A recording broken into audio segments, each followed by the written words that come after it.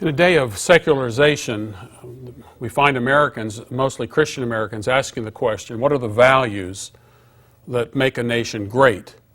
And if you study the history of America, you will find that it was Christian values that made the case that if you want a great nation, you must lay a foundation of moral values on some moral ethic outside of the individual and outside of the state. And as we study the history of America, you will find that Christianity formed that foundation.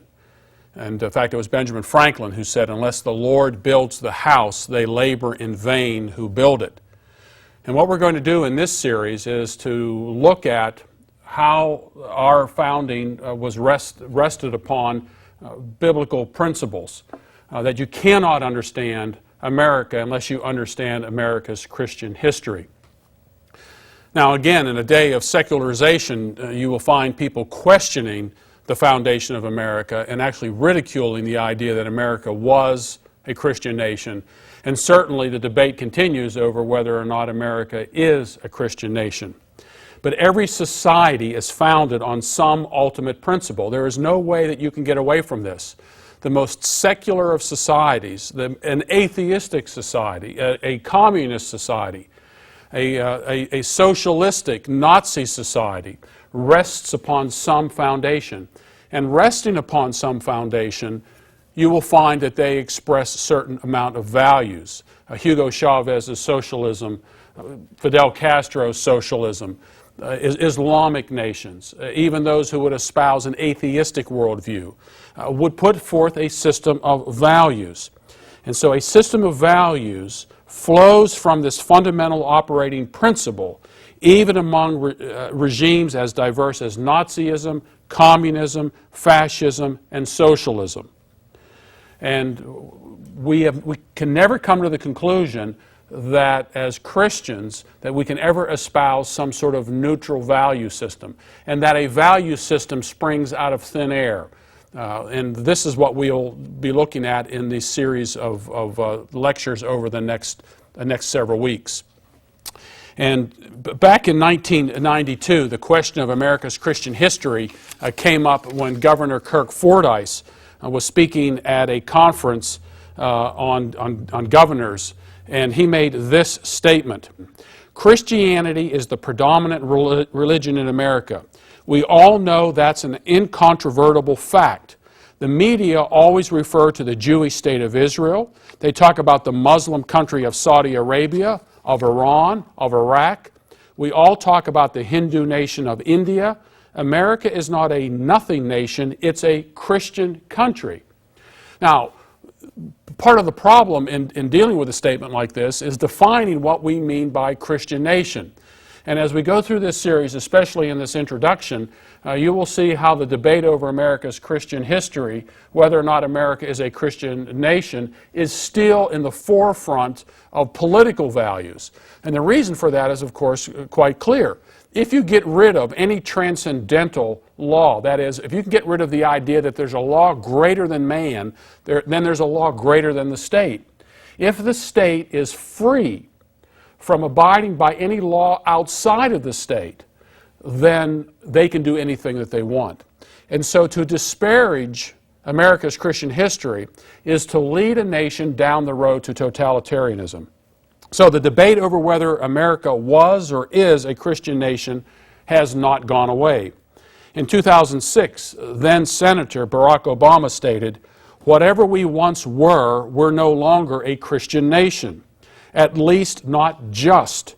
We are also a Jewish nation, a Muslim nation, and a Buddhist nation, and a Hindu nation, and a nation of non-believers." Now, that was a clever way to get out of the argument. Well, yeah, at one time we were a Christian nation. The majority of people were, in fact, Christians, and that's an undisputed fact, as we'll see as we go through this series. But it slips by the idea of what does it mean in a pluralistic society where we embrace all religious traditions and we embrace all religious value systems. How does one determine what religious values apply to the individual, the family, the church, and the state? What is the system by which we can say this is right and this is wrong? So making a declaration that we are also a Jewish nation, a Muslim nation, and a Buddhist nation, and a Hindu nation, and even a nation of non-believers solves nothing. In fact, makes for a confusing moral ethic in a society, as we're beginning to see in our own day. We end up with moral anarchy, where the individual becomes the standard by which everything is valued. But that can't work as well. If we have 50 people in this room and each of you says, this is the law for me, you pick your own law, you know that doesn't work. The person with the biggest club will make the determination as to what is valuable for him. And so you are always going to find some law greater than the individual that comes to the fore. And the question is, by what standard will this take place? But stated this way, stated to say that America once was a Christian nation, really states the obvious. America has always been made up of people who have held diverse religious opinions. But there is no doubt that the earliest settlers to these shores were Protestant Christians. And you will find, if you go back in history, you will find that Judaism came to the fore very, very early. There was a Jewish metallurgist who sailed with Sir Walter Raleigh in 1585 to join an expedition to explore the Virginia territory. You will find a map of New York dated in 1695 that shows the location of a Jewish synagogue on Beaver Street. The first major Jewish settlement was in Newport, Rhode Island. In fact, if you go and look at the writings of George Washington, you will see that he wrote a letter of commendation to this Jewish congregation in August 21st, 1790. So then Senator Barack Obama's statement that we are made up of Jews and Christians and Hindus and Muslims and so forth, and even non-believers, is a statement of fact that would have applied to America in the 18th century and even in the 17th century. The difference, of course, is that back then, the moral system that America was following was based upon the Bible, and there is no doubt about that. And what is happening in this debate today is becoming obscured by those who are claiming that religion needs to stay out of the value department. And when that happens, everybody then becomes a law to himself. America today is the most religiously diverse nation in the world. And it's interesting that in 2009, President Obama made these comments while in Turkey, where more than 99% of the population is Muslim. And he said this: although we have a very large Christian population, we do not consider ourselves a Christian nation or a Jewish nation or a Muslim nation. We consider ourselves a nation of citizens who are bound by ideals and a set of values. Well, again, this begs the question. How does one determine what these ideals should be? What is the foundation for those ideals? What are these values that he talks about? What is the basis of those values? He never says. To say that we have a diverse population means that we have a diverse set of values. This kind of moral pluralism is the thing that's tearing our nation apart. When immigrants came to the United States, they understood America's moral foundation. They understood America's Christian foundation. And they came here believing that they could live in the freest nation in the world, even though they held a diverse religious opinion. But this did not mean that they would come here and follow a different moral opinion. They understood it was the morality of Christianity that gave them their freedom.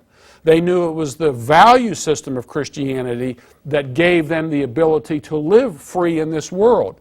Because the value system that was being applied to them was also being applied to everybody else. And they knew that this was the greatest freedom. And I use this example. If you take your children to a playground surrounded by 4 streets, you will find that your children will stay in the center of the playground. You as parents, if you go there and you watch your children, you will find that you are constantly placing your eye upon them in case the ball goes out into the street and in case one of them runs into the street after the ball. You're on edge and they really aren't having that great of a time. But if you go to another park where there is a fence around the entire playground, your children are most free. They can play with whatever balls that they have, bouncing up against the fence and running, the ball bouncing up against the fence and so forth. You are free because you understand that there is a hedge about them in terms of a device to keep them from going out into danger. Well, the law is like that. And that fence, that playground, protects all equally. And God's law in a society protects all equally. Even in Israel, you will find that the foreigner who came into Israel, even though they did not have to convert to Judaism, still had to obey the law of Israel, and yet they were never forced to obey or to participate in the religious aspects of Israel. And that is the same here in the United States. So, here's the question that goes to the heart of the Christian nation debate. What is the origin of the ideals and set of values that the citizens of the United States are bound to acknowledge and ultimately to obey? That is always the foundational question. The question isn't, do we have a set of values? And the communists had a set of values. Adolf Hitler had a set of values. Hugo Chavez has a set of values. That's not the question. The question is, what set of values are foundational for a society that gives us the best and the most ultimate type of freedom? Now, it's not just statesmen, it's not just the President of the United States who's making this comment. Rob Thomas, who's the front man for the band Matchbox 20, makes similar comments. You might say, what does a pop culture icon have anything to do with this particular debate? Well, pop culture filters down into areas where we as adults really can't get to. Young people are listening to the pop culture icons of the day. And here's what he wrote. He says, I believe that America is a great nation of even greater people. I also believe that anyone who says that this is a Christian nation has RHS, or revisionist history syndrome, and doesn't realize that most of our founding fathers were either atheist or at least could see, even in the 1700s, that all through Europe at the time, religion was the cause of so much persecution that they needed to put into their brand new constitution a separation of church and state so that the ideals of a group of people could never be forced onto the whole. And that's a rather interesting statement, and there are quite a few errors in there. And his revisionist history syndrome idea, as we'll see through this talk, he's the one who is really revising history. But it is interesting that that our earliest founders who came over here, the first thing that they did when they came here was to set forth their religious ideals. Yes, there was religious persecution in Europe. One of the reasons for that was because they had a state church.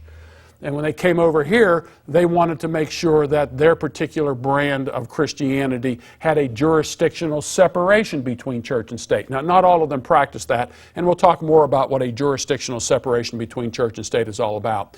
They did not abandon religion, even though there were problems related to religion. And you have to keep in mind also, you have atheistic regimes like communism, much, much more oppressive than anything that Europe had. Where atheism is the foundation of that system. And the Black Book of Communism outlines that more than 100 million people died in the 20th century as the result of communism. But definitions are, in fact, important in this debate. If Christian nation is defined in terms of how many Christians there were at America's founding, then America was a Christian nation. President Obama acknowledges this when he said, whatever we once were, we're no longer a Christian nation. But the same is true if the number of Christians in America compared to other religious groups outnumber other religious groups, and that is true in America as well. But Rob Thomas makes a couple of additional errors in here. The first one is that the majority of our founders were atheists. As far as I know, there wasn't a single founder who was an atheist. Thomas Paine, who was really not a founder, was described by Roosevelt as that filthy atheist, but Paine wasn't even an atheist. And prior to his book dealing with the rights of man, he had written in his Common Sense book in 1776, using the Bible to make his case against political tyranny. So you can't even find among Thomas Jefferson and Benjamin Franklin, for example, who certainly weren't Orthodox Christians as we would define the term today. They even weren't atheists. It was Thomas Jefferson who took the Gospels of Jesus and took out all the moral teachings of Jesus. Thomas Jefferson believed in God. Benjamin Franklin believed in God. As we'll see, it was Benjamin Franklin who stood up at the Constitutional Convention and called for prayer. He said, if we don't acknowledge that God rules in the affairs of men, then we will, as a nation, do no better than the builders of Babel. And so Rob Thomas, a pop culture exponent of the idea that America was not founded as a Christian nation, is off the beam as well. So let's look at what others have said about this particular topic. It's not just me saying this, but there are many who have come to the conclusion, when you look at the historical realities of all this, that America has deep religious roots in Christianity. Terry Eastland, who's publisher of the Weekly Standard, made this comment: Protestant Christianity has been our established religion in almost every sense of the phrase. The establishment of Protestant Christianity was one not only of law, but also, and far more importantly, of culture. Protestant Christianity supplied the nation with its system of values. And that's what, again, this debate is all about. What is the system of values? How does one substantiate what that system of values should be? James Billington, who's the librarian of the United States Congress, said in a news conference on the opening of the exhibit Religion and the Founding of the American Republic that the dominant role religion played in the earliest days of this country is largely ignored by media, academics, and others. And as we'll see through these series of talks, that when you look at the historical record, and that's what we want to look at. We want to look at the historical record. We want to look at the documents. We don't want to look just at the opinions of people. We want to look at what the documents actually say. You can come to no other conclusion that America was founded on basic Christian principles. This will become very clear to us when we look at a book by David Brewer, America, a Christian Nation. Chief Justice Earl Warren said this. He says, I believe no one can read the history of our country without realizing that the good book and the spirit of the Savior have from the beginning been our guiding geniuses. I believe the entire Bill of Rights came into being because of the knowledge our forefathers had of the Bible and their belief in it. I like to believe we're living today in the spirit of the Christian religion. I like also to believe that as long as we do so, no great harm can come to our country. Now, Earl Warren sat on the Supreme Court. This is a Supreme Court justice making these claims. In a 1982 article in Newsweek magazine, we find the following. For centuries, the Bible has exerted an unrivaled influence on American culture, politics, and social life. Now historians are discovering that the Bible, perhaps even more than the Constitution, is our founding document. And one of the things that Christians need to do when they debate a topic like this is to actually find somebody who's really not on your side to let them make the case for you. And you can go through, when you go through older editions of, say, Time magazine, Newsweek magazine, you can come to similar conclusions. Even those who would generally dismiss the Bible as a standard of moral righteousness and reject the Christian nation idea don't seem to have any trouble of actually appealing to the Bible when it suits their purposes. One of their most favorite verses is, thou shalt not judge. How many times have you heard someone who doesn't even believe the Bible and wants Christianity outside the realm that they're involved in, will all of a sudden start quoting the Bible in Matthew chapter 7, verses 1 and 2, where Jesus says not to judge. Of course, they seem to leave out verse 2, where Jesus says, for in the way that you judged, you also will be judged. And there are other places in Scripture where Jesus says you must judge righteously.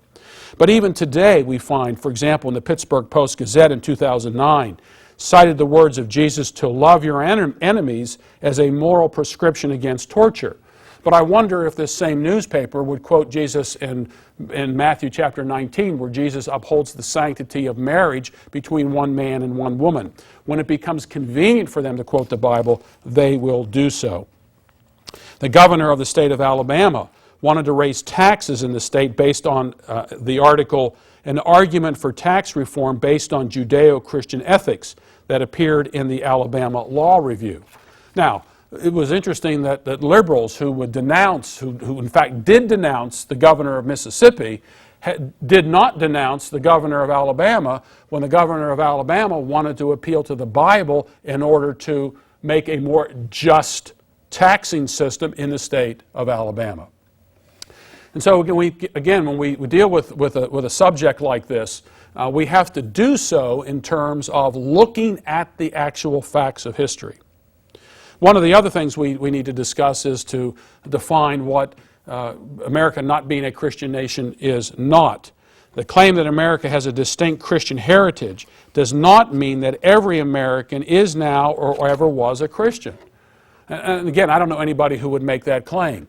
The point I'm making with all of this is that when you go back and look at the early history, when you look at the charters, you look at the state constitutions, you look at the Declaration of Independence, you look even at elements in the Constitution.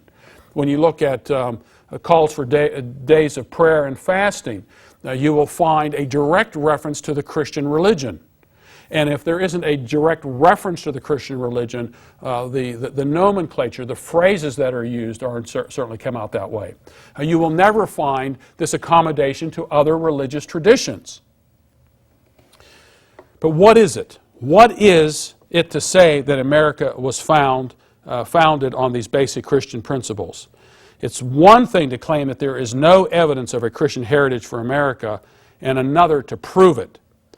An honest study of America's past will show that a majority of Americans shared a common religion and set of values. And that's what we mean by America's Christian history. And the text that goes along with this series will point out some of that in more detail. Even the Supreme Court, we looked at what Earl Warren had said, but he was not doing this in an official capacity of his position.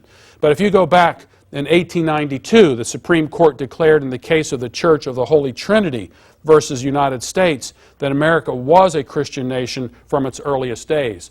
And what the Supreme Court did was to go back very, very early, beginning with Christopher Columbus, and looking at all of the documents at that time, and you will see that they came to this conclusion. Beginning with Ferdinand and Isabella's commission to Christopher Columbus, through a survey of then current state constitution, the court concluded there is no dissonance in these declarations. There is a universal language pervading them all, having one meaning. They affirm and reaffirm that this is a religious nation. These are not individual sayings, declarations of private persons. They are organic utterances. They speak the voice of the entire people. And what this means is, look, we just didn't go out and do a survey in the street, a man in the street type opinion survey to find out what people believed. They actually looked at the historical documents. And that's what we want to do in this issue as well, is to look at what the documents do in fact say. In 1931, Supreme Court Justice George Sutherland reviewed the 1892 decision and reaffirmed that Americans are a Christian people. As late as 1952, even the liberal Supreme Court Justice William O. Douglas declared that we are a religious people and our institutions presuppose a supreme being. They had to say this is because that's what the historical record says. Now, I want to finish this lesson with some quotations from David Brewer. And David Brewer was the author of the Holy Trinity case, the 1892 Holy Trinity case. And he wrote a book called The United States, a Christian Nation in 1905, a book that is very, very difficult to find. American Vision has republished it. And it's a fascinating book because he goes through the literature that he had built up from this particular case. And let me read in conclusion from this book. This republic is classified among the Christian nations of the world. In the case of Holy Trinity Church versus United States, that court, after mentioning various circumstances, add these and many other matters which might be noticed at a volume of unofficial declaration to the mass of organic utterances that this is a Christian nation. We consistently speak of this republic as a Christian nation, in fact, as the leading Christian nation in the world.